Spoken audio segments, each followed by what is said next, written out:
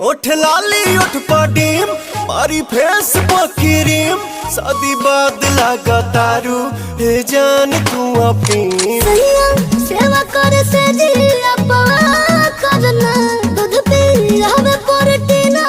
मिला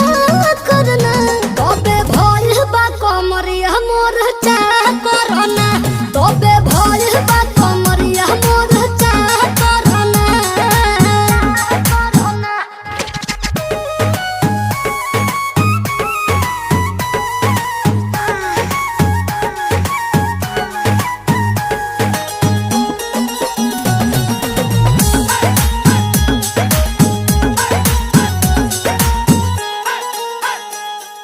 जगला में जो करे वो करे रात के मिलेला सुकून खाके राजा जी के हाथ के अच्छा लागेला कमर ककरी से भइल काटा